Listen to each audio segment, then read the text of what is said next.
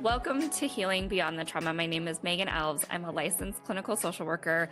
And this podcast, I want to break the stigma around mental health and have real, unfiltered conversations about healing. Some stories are going to be raw, even triggering at times, but they're real and they're honest because healing starts with honesty. If you've ever felt overwhelmed, stuck, or like you're carrying it all, you're not. Here, you're going to gain validation, practical tools, and a new perspective to move forward. Because healing isn't about erasing the past. It's about reclaiming your future. So let's dive in.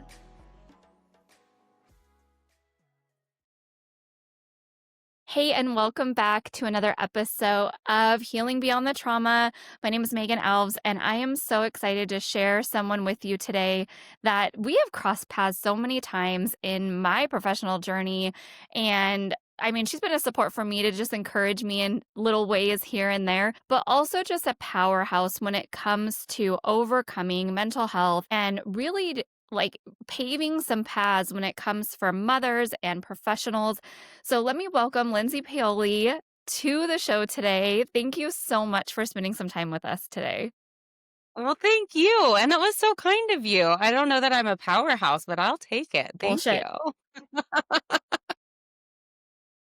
So our journeys crossed, I don't even know how we first initially met, but I was definitely seeking other therapists who were just doing the shit. And this was before, I think it was before I even graduated that we somehow connected.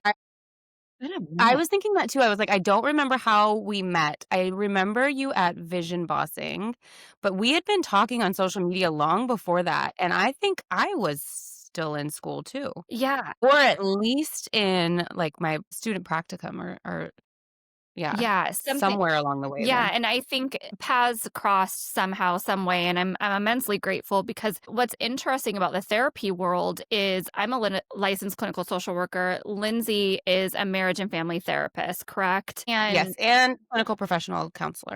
Yeah, and oh, that's right. You ended up going, yeah, and For so both. yeah, and we'll jump down that path. But there's so many different paths that you can take to become a therapist. And what was so interesting is I just dove into social work just because it was the avenue that I've heard about, is the avenue that was, especially at that time, doing a lot of clinical diagnostics with, and other professions were not yet there, and so I chose that path. And then I think, Lindsey, you were getting done with your hours and you're like, I have my own practice. I'm like, wait, I can't have my own practice for another 3,000 clinical hours, another test. I'm like, son of a bitch. Because the social work requirements were different. Yeah. Yeah. Yeah. And Yeah. so if you were not fully clinical yet, you either were Mhm. working under somebody, but you couldn't have your own private practice at that time. And honestly, at that Yeah. time, I don't think I was interested. I was just like, what are you doing? And how are you doing Yeah. that before you're done? So, as that path has crossed, tell me a little bit about what got you into therapy, why you chose this path. And for those of you listening, like we said, I have a ton of resources on my website, but there's a ton of clinical paths. So if you're listening and you're interested in going down this journey, please reach out with us for questions. But tell me a little bit, how did you choose this path? Okay, so I'm trying to decide where to start. I had always had an interest in psychology. I grew up wanting to be a psychiatrist because I wanted to be a doctor, and then I wanted to be a doctor of the mind. But when I was probably around 10, my younger brother was diagnosed with ADHD and was medicated for the first time. And that was we were a military family, so we were stationed overseas, and Where were you uh, again at that time? at that time we were in Turkey. Yeah. Yeah, I was in like middle school or high school at the time, and obviously in the military it's very like don't ask, don't tell. Like here's the mental health facilities, but like don't use them by any means. It was really problematic for us to be having difficulty with my brother's behavior. And so it was a lot of like, I just remember we just have to keep this quiet. Don't tell anybody about this. And him being medicated, I could notice a difference immediately. Like he wasn't feeling as well. And he was only like 5 at the time, you know? Oh, he So, and started he would getting say he medicated didn't at want to take it. 5. Yeah. Wow. Yeah. Um, and so this just kind of like was already building the framework for how I perceived the world of mental health at a very young age. And so I was like, well, he doesn't like it. He shouldn't have to take it. But then they're like, well, but then he can't go to school. So this is all kind of like building this foundation.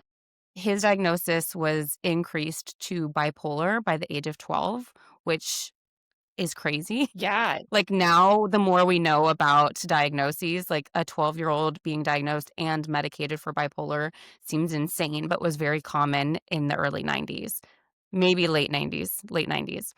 Um, Yeah, and we've and again I mean, we know as I mean, you and I have had these, like, small conversations of how we view mental health, and we have made leaps and bounds with, what it looks like within mental health from the '90s. I mean, even from the '70s, like and that if you think about it, that it wasn't that long ago, we were doing some really unethical things, yeah, like mental health professionals in the '70s versus the '90s, but still in the '90s, I mean, DSM-5 was changing, like, we just yeah, still really were unclear on the science side of things, and now we know, I mean, bipolar in boys is really, really uncommon, especially at that age, so especially at that age, yeah, right? Like, where's the difference between normal developmental teen behavior and behavior that was then being medicated? And medication was so huge at the time, right? It was yeah, because it was seen as a solution and, like, this miracle fix. right.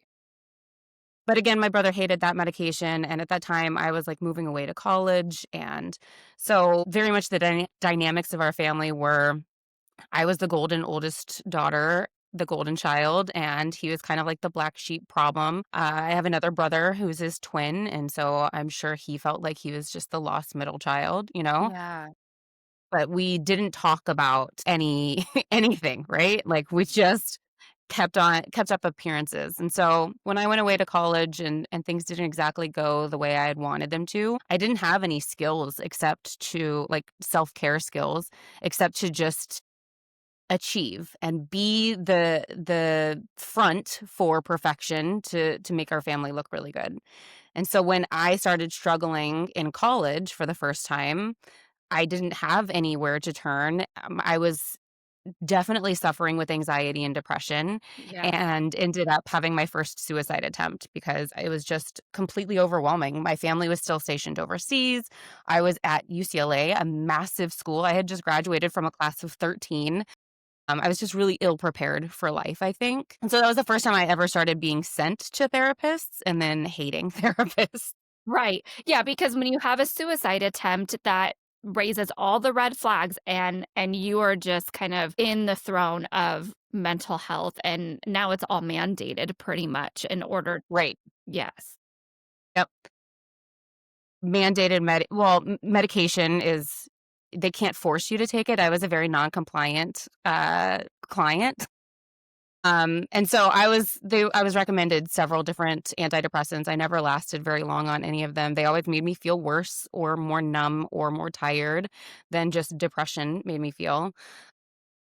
I thought, yeah, I never had a good connection with a therapist, and so I just stopped doing all of the stuff, and at the time, then moved to Las Vegas and kind of, like, fell into hospitality as one does in Las As one Vegas. does.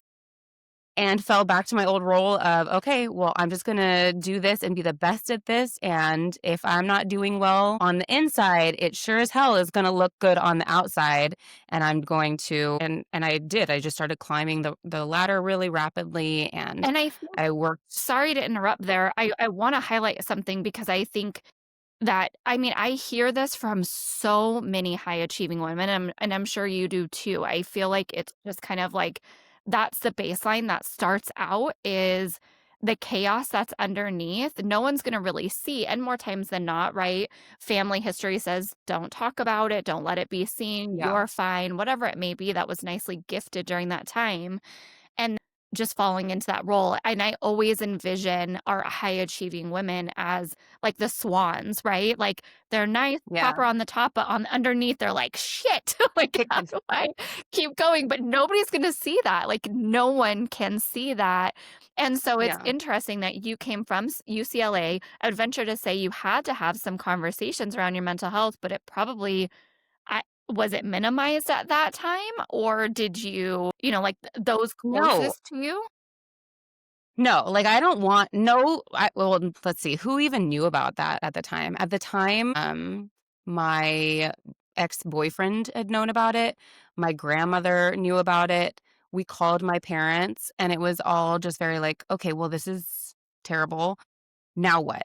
Like, it was never any like, there was never any processing. I don't think anybody knew how to manage it, and we're Right. all military. My grandparents were also military 30 years in, and so it was like, "Okay, Handle it. let's just overcome this. Like, just fix this. Like, just get out of bed. Like, what are you doing?" You know? Ye You just need to get a job. You just need to get friends. It was never like a, "Where is this coming from?" or "How did this happen?" or "How did we get here?" Yeah, It like, was like, what's the "Just root? handle it." There was no Yeah. conversation, and I think a lot of times that's kind of the issue is that we miss what the root of that Mm, problem is. yeah. You know, yes, you mentioned a little bit like, "Oh, I was ill prepared going from a class of 13 to UCLA," but also that in between of getting that support at that time, what was Mhm. that, like, early 2000s maybe? Yeah, and so still, I mean, medication was the big one. I remember being in college, I don't think I've shared this, it's just reminded me, and my anxiety was ridiculous. I mean, I didn't want I wasn't great at school, it wasn't easy for me, and so when I finally Yeah. went and talked to somebody at UNLV, the gentleman handed me a paper of medication, and he's like, "Okay, which one do you wanna try?" And I was like, "I don't even know." I had What is 0 this? idea about mental health at that time.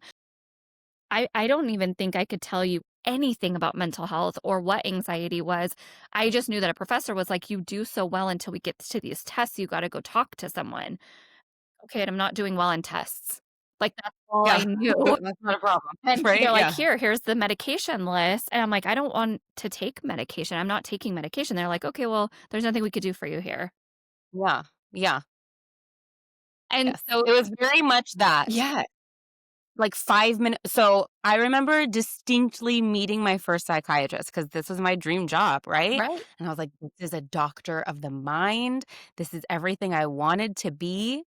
It was a 5-minute appointment. I was so disappointed. It was 5 minutes, and it was very much the same thing, like, "Here's some, like, BS assessment." It was probably like a Beck's depression inventory, like 5 questions where you're like, "Oh, surprise, you're depressed." Like, "Yeah, I just attempted suicide. We already clarified that." Right. And then he gave me my prescription, and that was it.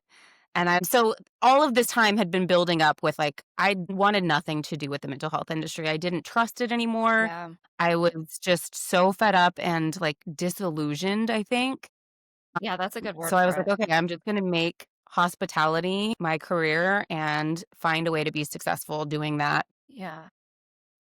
And so worked at the Mirage and switched over to Win and Encore and went to the Cosmopolitan, and I was, like, getting promoted every 6 months, but I hated the work I was doing. I was miserable, and talk about anxiety, like, Yeah. people I was in customer service and operations where you're just getting yelled at all day long, like, taking a beating, and I was Right. like, "This is Like, not you better be gonna work for performing me." all the Yeah, time, right? yeah, Yeah. exactly. And it got to a place where I'm like, "Okay, the next level, I'm already on call. I'm working 10 to 12-hour days. I'm on call 24 hours.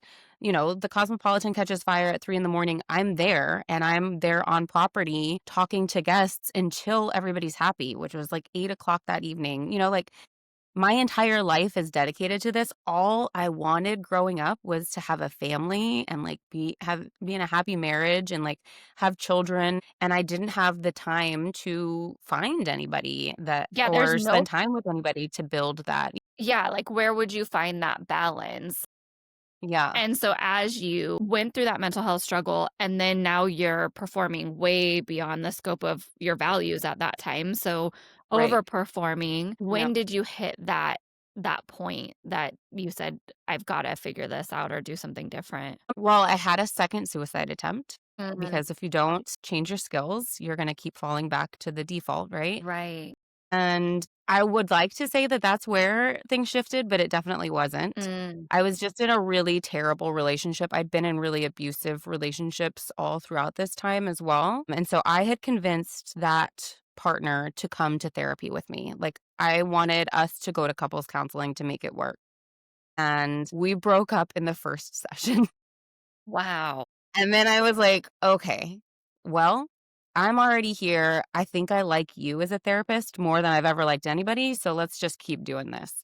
And she happened to also be an executive coach, and, I was like, "You frame things differently than has ever been framed for me before, like, I can get on board with this." Yeah. And that was it just shifted everything. I was like, "Oh, I could do this. Like, I can build a business doing this." And I always joke that I went single white female on her. I was like, "Okay, tell me everything. Where'd you go to school? How'd you start your business? How do I do this?" And so the very long answer to your question about why I chose MFT, she was an MFT. And I was like, okay, because she was talking about like the family systems and understanding where all of these patterns come from.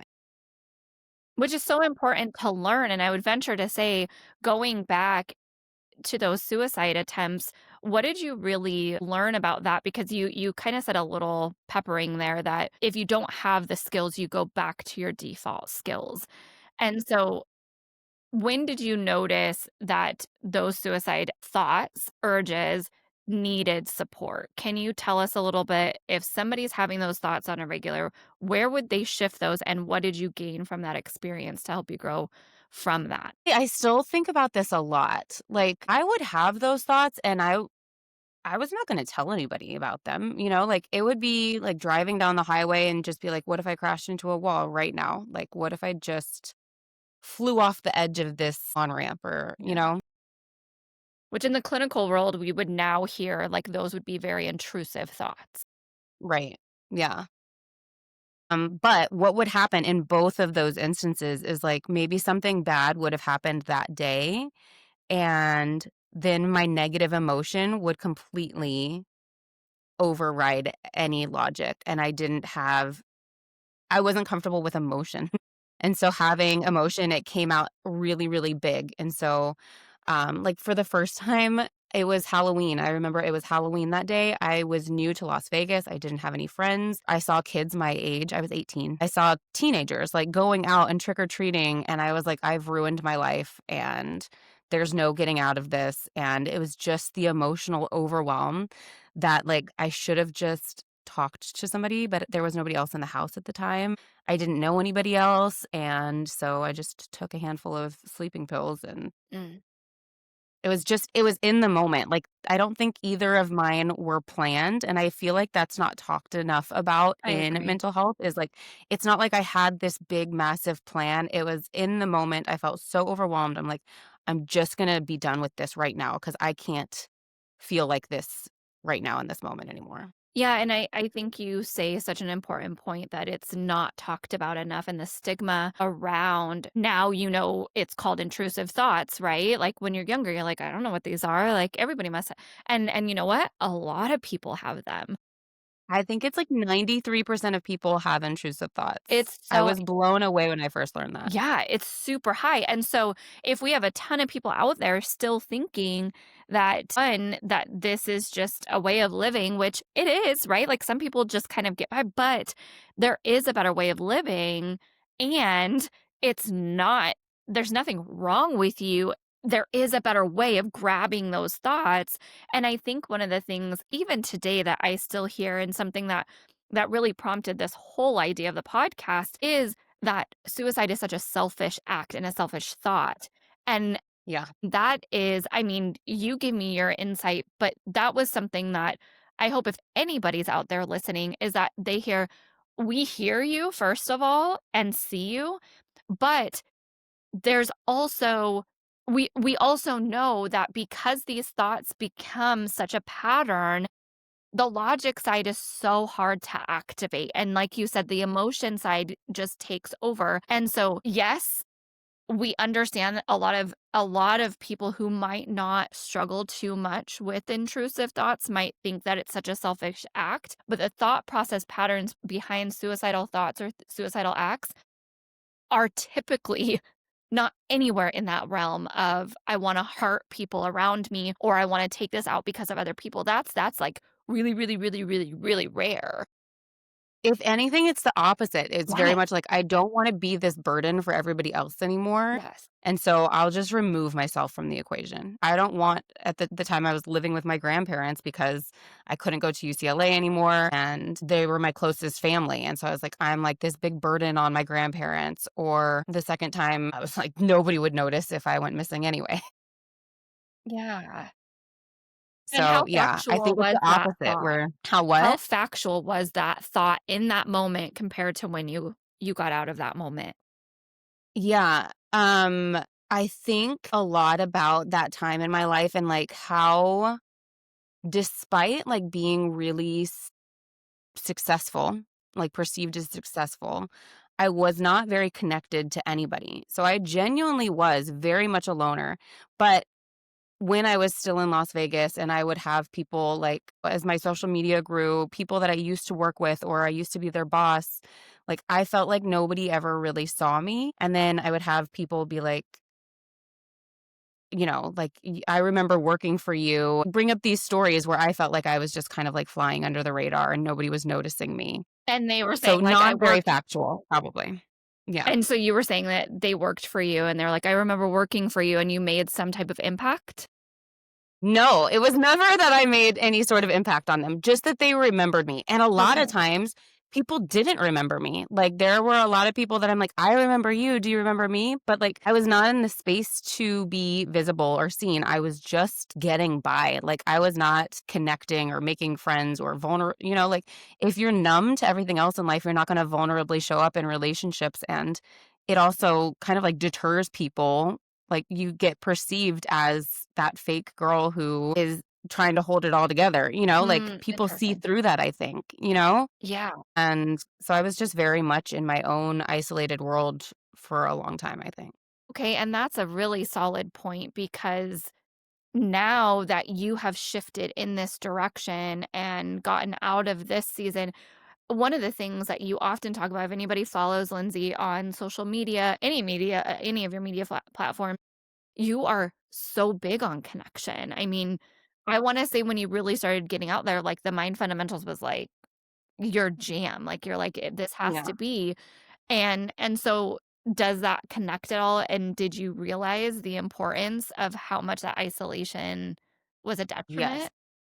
Absolutely, 100%, because if I had had anybody to call in any of those moments, I could have prevented them, and I didn't. I intentionally was not making friends. I was just kind of, like, spiraling. And so it was honestly that therapist. I think that was the biggest shift for me as she showed me Brené Brown's TED Talk on vulnerability. And I was like, wait, I've done everything wrong.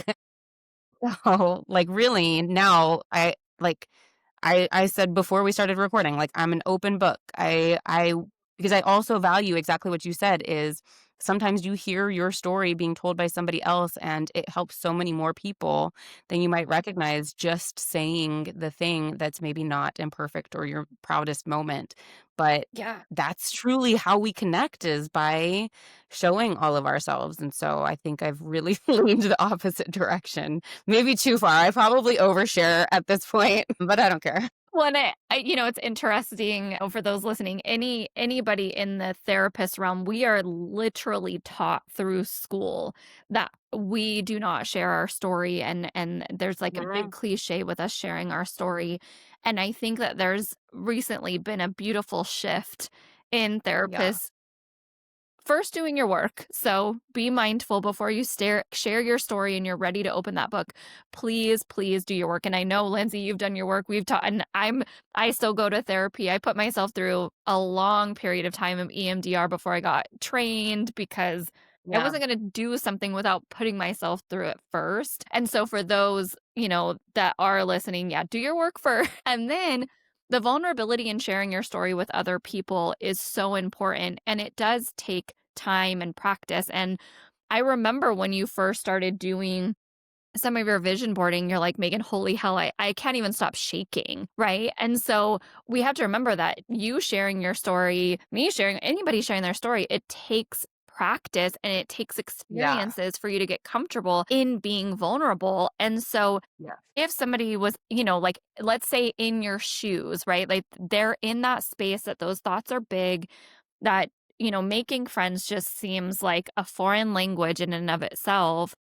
What would you say would be the small step to start taking to help get out of that funk? Think what I've noticed now is that anytime there's discomfort, that's usually the direction you should be going.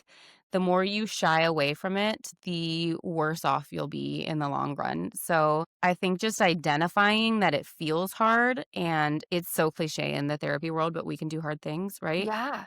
If it feels hard, you're probably going in the right direction to push. And I think that that's really where the mind fundamentals came from too, is I came into this whole therapy arena through my own depression. And so even though so I was, struggling to get out of bed or showering or doing the basic caretaking things, Yeah.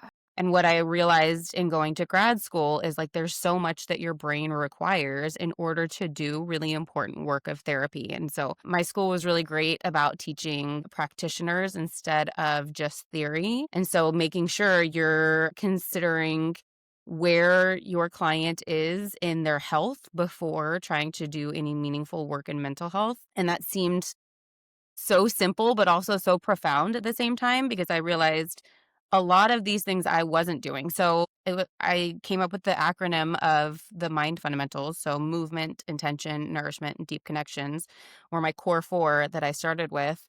And if you're not doing those things, then you're not really in a place to start doing the work, higher level work that your neuroplasticity is going to require your brain to really be open to. Yeah.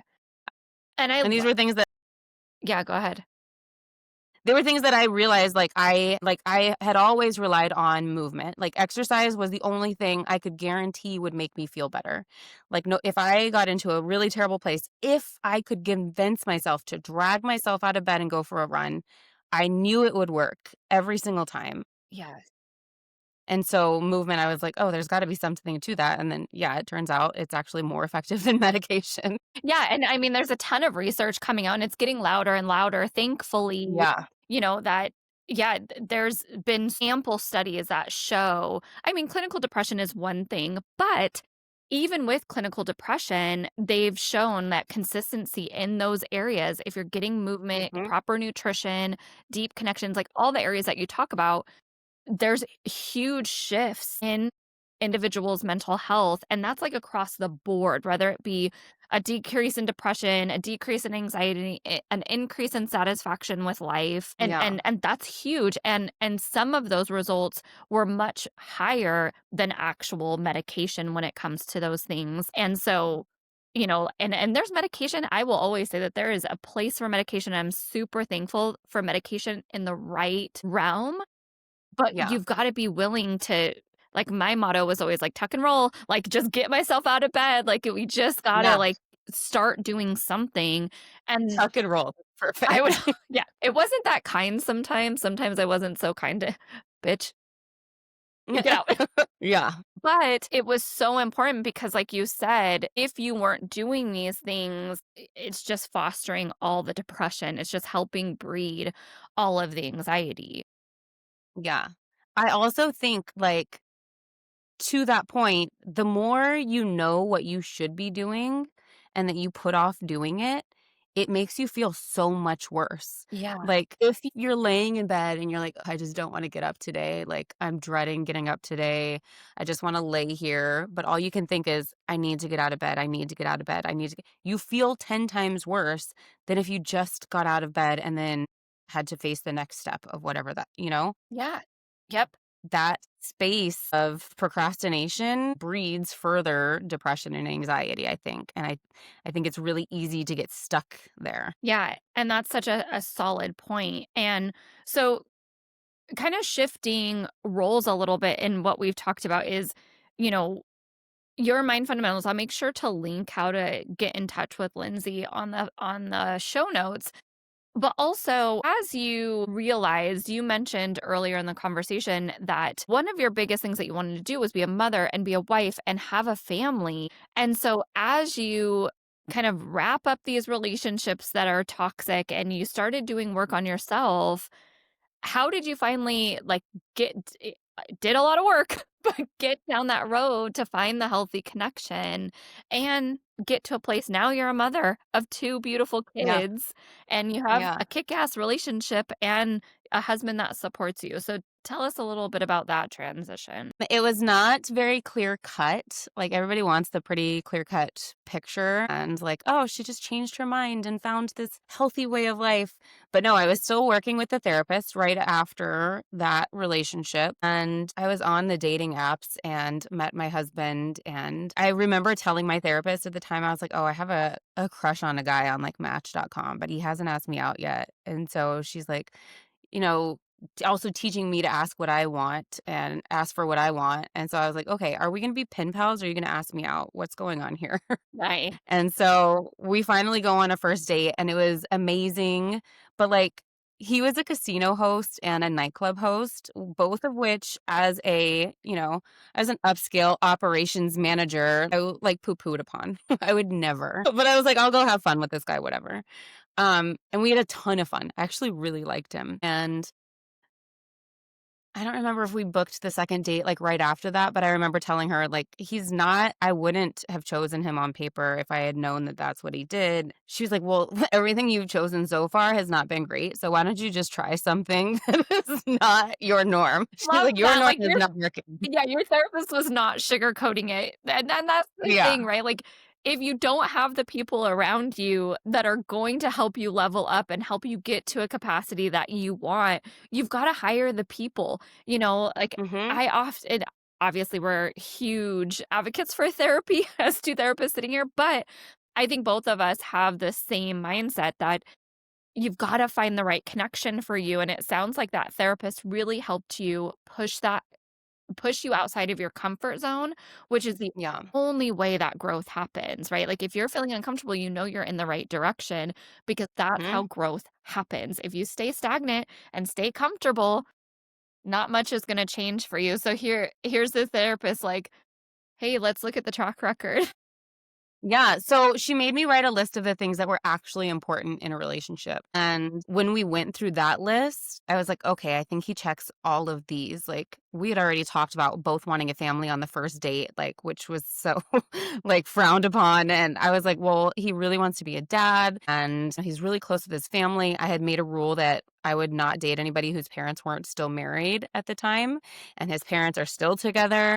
So all of these things that were actually important versus what his career or title were in alignment. And so that was a helpful exercise for me. We went on a second date and then I don't remember what happened, but I got sucked in with the ex that I had broken up with in therapy, or that we had broken up. And so I broke up with Tony on like Christmas Eve. I was like, I'm actually going to try things again with my ex. And he was upset and it didn't work. Surprise, surprise. Surprise. By New Year's, I was like, okay, that was so stupid. Disregard. Do you want to go out again tomorrow? And he's like, no, like, no, you already said no. You went back to your ex. And so I had to he played a little hard to get. And then we were like, thick as thieves by like the following week, and we've been together ever since. So And how long have you guys been married, and how long have you guys been together now? let's see, we met in December of 2013 and we got married in 2016. So we've been married, it'll be 10 years next April, and we've been together longer than 10 years, which is crazy. Right. Like almost 12 years. Yeah, which is nuts. Yeah. Um, And through that journey, you said, like, it's not just rainbows and butterflies and fairy tales, right? Like, that's very, very yeah, of rare, course. but what type of work have you guys had to put in now? And I'm gonna just kinda, like, fast forward because now you're a mom. Tell us how old your kiddos are now, and how do you guys keep this alive and keep the relationship healthy now in mother and fatherhood era? Yeah. Well, we did a lot of therapy, honestly. Our church required us to do premarital counseling, um, which Honestly, I swear everybody should do. It Right. was I was married before and divorced very shortly thereafter. And had we done the premarital counseling that our church made us do, I wouldn't have gone through with the wedding. I So I can't recommend that enough is like having to have hard conversations before you ever even get married Genius. is It's crucial. so Yeah. important. A lot of times you're, like, with the like, I tend to think about it that those early stages in relationships, like, you have the receptionist on board for a long time, Mhm. and you haven't, like, met the actual human behind the Yeah. receptionist yet, Yeah. and Yeah. it takes sometimes Until it takes something hard comes up. Yes, Yeah. and life happens, and then, sometimes the true colors shine through and whatever it may Mhm. be. Sometimes that's a little too late. Like you've already said I do, and you don't have the skills to navigate those tough life situations. So yeah, I'm a huge proponent for marriage therapy too. I think it's huge in Yeah. premarital. I mean, I wish like we have to take a driver's test to drive a big car, Yeah. right? Like, Yeah. can we please have to take a test to just make sure and take some classes to make sure that we know how to do this thing called marriage? Because it's not easy. And then introduce kids in. It's a ride. Yeah, and it wasn't easy in those first years either because I mean, I was very much a contributor of the toxic relationships I had been a part of in the past. He also had a lot of, like, toxic behaviors, and so we were steadily going to that therapist for a while, and then as we got pregnant, we were like, "Okay, well, now prepare us for parenthood." Now we've gotten through, like, the basics of how to communicate, but now we don't know what's on the other side of parenthood, so we went to, like, pre-parenthood therapy with this same therapist. Amazing. Yeah, and that was really helpful too to because she kind of knew me and my family patterns and kind of like predicted what might come up for us. And then yeah, I mean, we haven't been to a therapist in a long time. I see a lot more coaches at this point because of the direction of my career. Mhm.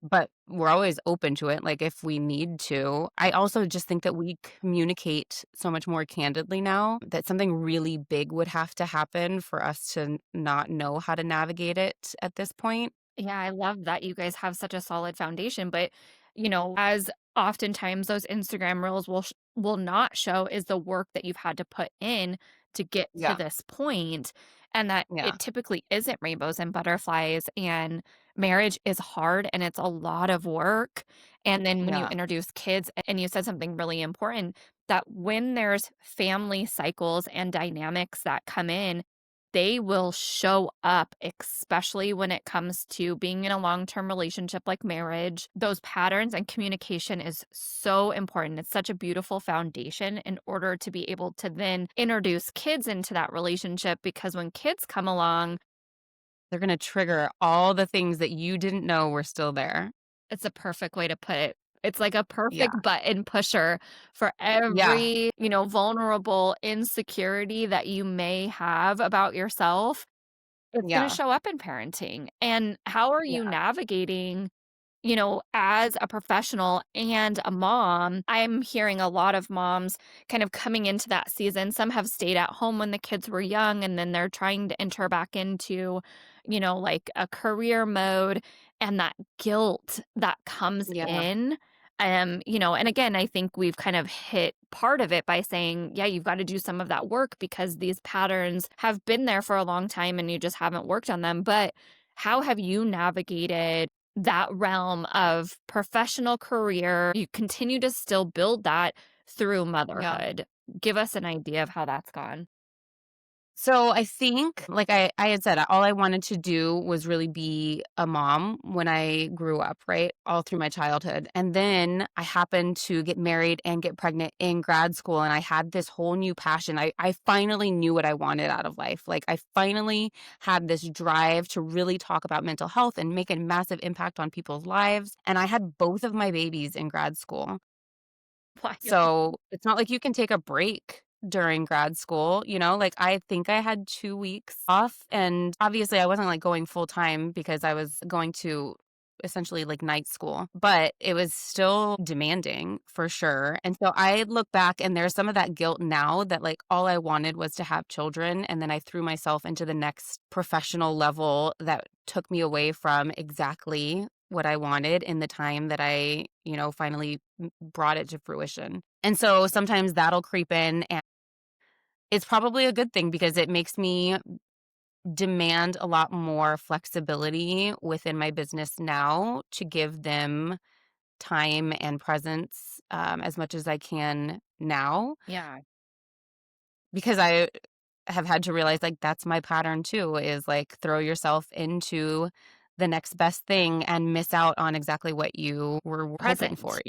Right, Yeah, and actually, like and I think that that says a lot about just the struggle. I think that anyone, men and women both have this, is understanding where your values are and yeah. making sure that you're placing your priorities right, where oftentimes, especially in grad school, I mean, screw your priorities, grad grad You're school. just surviving. Yeah, you're literally in survival mode, just getting through, because anybody that goes through a higher education platform like that, I mean, it really is, you're dedicating so much of your time and your energy, and so, when you said, "Here I was, this is all I wanted," but I threw myself into something that Yeah. completely took me out of what I valued most in life, which is going to throw a big imbalance in your value system, which typically is when we see the moms who are lashing out and who are, Mhm. just already stressed out, and so they don't have much bandwidth for the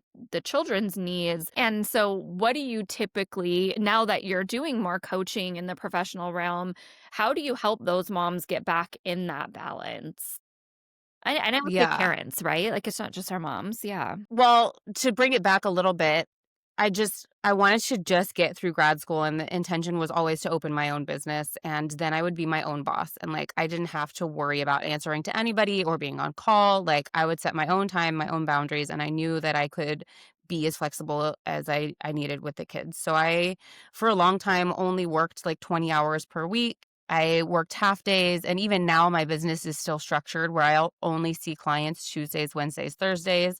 I try, like, I'm there for morning drop off every morning. My husband takes them, but I help get them ready, and then I pick them up every afternoon, and we spend some time together. And so, like, my entire business has been built around creating more presence with them, and the better at business I get, the more time I have for them, because Yeah. I can charge a rate that allows me more flexibility. And so, I think doing the coaching and doing a lot of the business training to be more efficient in my business helps me to be more present in the areas that I want to be. And so that is why a lot of the coaching has come in. And now I work solely with business owners and leaders who are in similar places in life.